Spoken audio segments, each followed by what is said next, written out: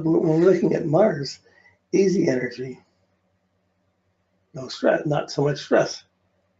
Not so much stress, you're not going to work so hard. You're not going to get so much done. You're not going to do so much. Be a little more lazier, but quite content. So people have all different types of degrees of stress on Mars. And you'll run into Mars if you live with anybody or you're working with someone, you run into their energy. You know whether to mess with it or not. Some people are frivolous, some people are serious, some people, there's all kinds of ways to put out energy or to live your day. And it's age specific. By the time we're 16 years old, we've had 8 Mars cycles. We've accumulated 8 cycles of experience, so our patterns of how we use energy is already pretty much established.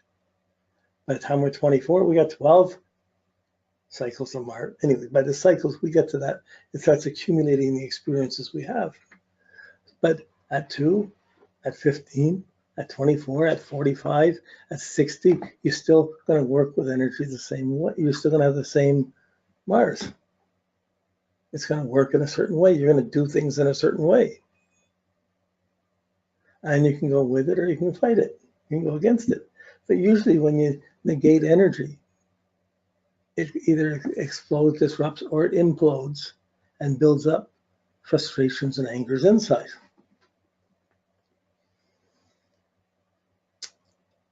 So, okay, when we're looking at, we take Mars to the moon.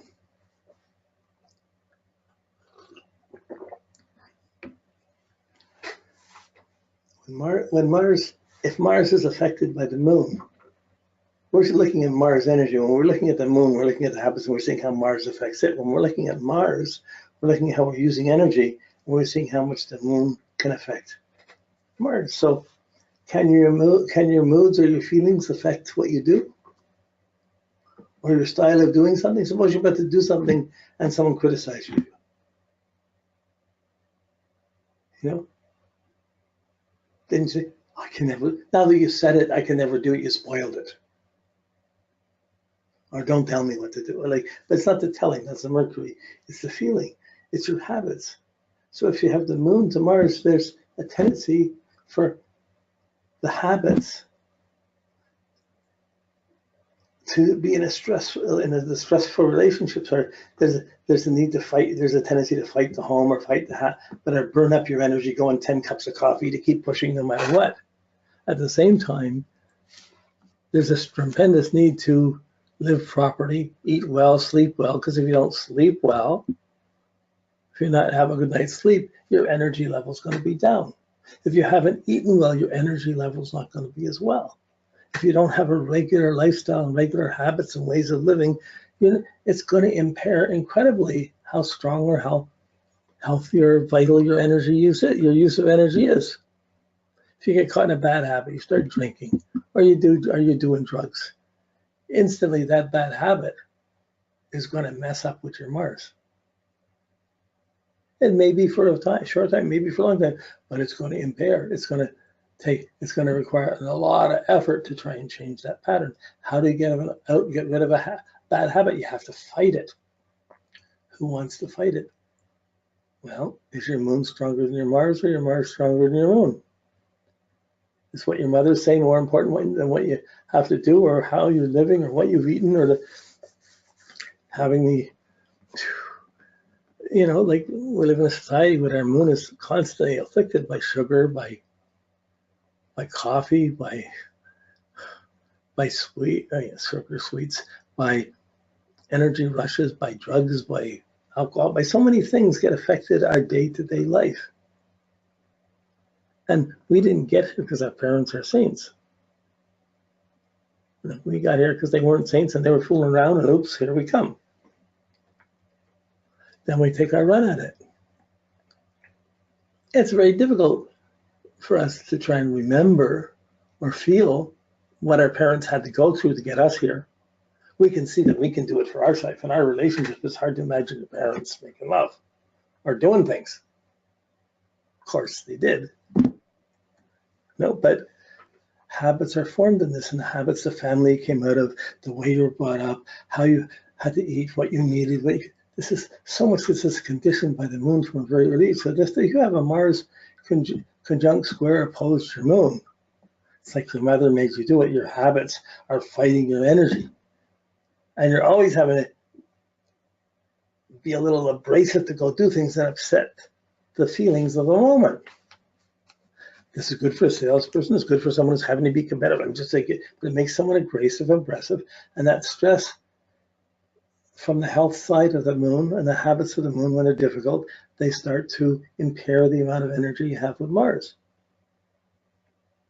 From on the other side, from the side of Mars, it's always pushing things and using up more energy than it has. So the Mars moon can be very assertive, but then it can also be very aggressive, crash. It can be very angry. It's going to be impulsive, and its behavioral patterns are going to be quick to anger. Don't get in my way. Don't tell me what to do. So these will be temperamental kids, temperamental teenagers with a sensitivity. I got to prove something. Don't tell me how to live. I got to do this. If I've got to do this, the moon, our habits have tremendous effects on our Mars and how we do things. But moon habits are huge things. How you live, how you sleep, how you're eating, sleeping, your nutrition level, your regular habits level. If you have good habits, wow, it can reinforce this really well. So if someone just has sextiles and trines, it means there's not really stress around this, but it doesn't necessarily mean that the habits are that good or that the energy is that good. It just means they work with each other. The moon will have the moon will take the coffee when it needs it, and the Mars will go do that. And it means they don't interfere with each other so much. But when it's conjunction or square or opposition, you see the effects much more clearly. But also, it can become, once it's controlled, it can be really strongly directed. Good habits of fighting to keep in shape, to work out half an hour every day. Or if you're going to be Olympian, to work out 8 hours a day for 5 or 10 years.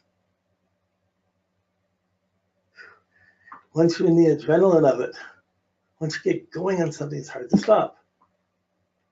So you can see it as much as being rowdy or always breaking things at home or fighting with things at home, and mom's having to watch when you have the moon Mars, you have stress between you. You want to prove things, your mom has to try and watch it, and she's not going to approve it that easily. You're going to have to fight to get it, and there's going to be a bit of stress there.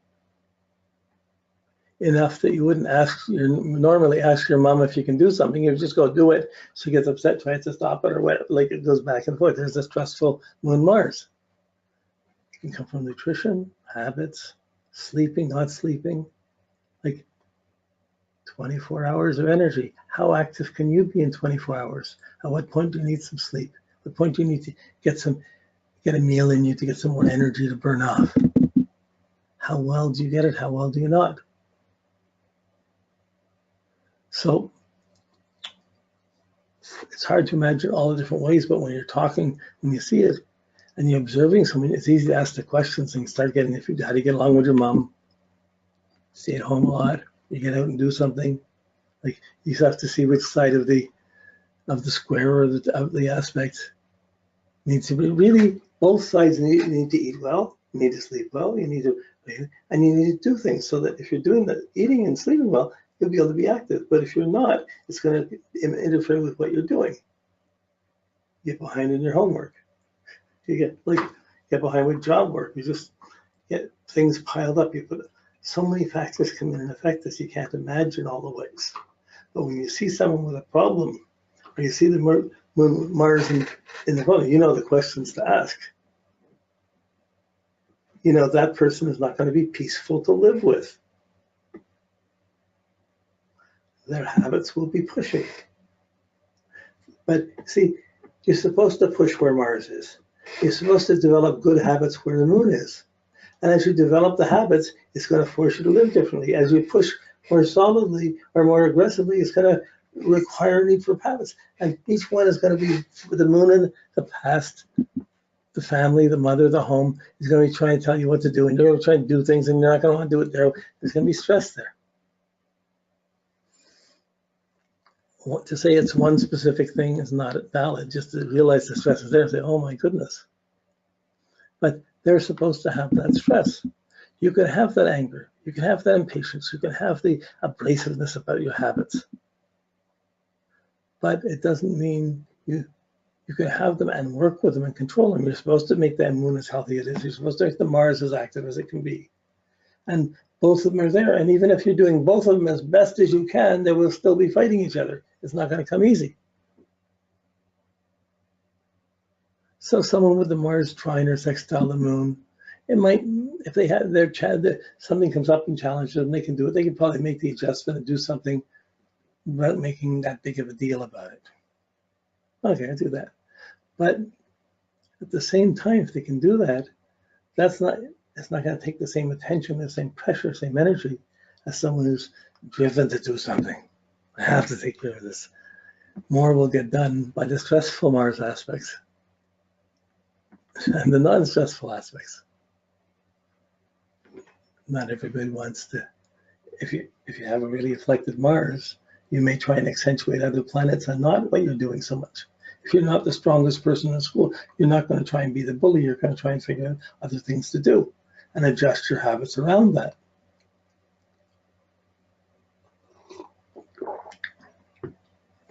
So you can see how it pulls back and forth with each other. When we're looking at energy, what's your lifestyle like? If someone's really aggressive, really pushy, you got to look what kind of home are they coming from. If they had violence or anger at the home, you could easily put it out when they try to have their own home. There's just some stress, and you'll run across this stress, this aggressive stress, when you get close to the person, when you try and do something with them. They're going to be pushing for things. And as soon as something needs to be done, it's almost going to be an interference with what we're already doing. Oh, we have to take care of that too. So it's competitive. Okay, but let's say it's coming from the moon, the health, the habits. Now someone might eat too fast, might have indigestion because of it. The indigestion might make them not be so physically active. Someone eats too much coffee, they get pumped up and they crash, and they get hypoglycemia, they get a rush of energy and it comes down. Difficult. Okay, first layer. Moons are so important. But we're looking at Mars and energy. It's one thing how you use energy, it's another thing, how do you recharge it? How do you maintain it? How do you keep it disciplined? What are you doing with it? How consistent can you be? What are you good for? What are you done with your day? Well, you try and justify your day. Well, I did this, I did that, I had to get up, I did this. Oh, yeah, but I was tired. Oh, yeah, I was a little bit late, or I got there, I was there too early, nobody else was there, I had to do it myself. Like, we all got our stories. Mars is going to get the experiences that we can talk about. When you get it to Mercury, Mercury is the way you think. It's your communication. It's your Mercury is looking at your habits, looking at your needs and feelings, look at the things that happen to you, and it's making sense. This is the pattern. This is how it goes along. This is how we do things. And because this has happened, this is going here. It makes up time. It's planning and thinking about what we're going to do.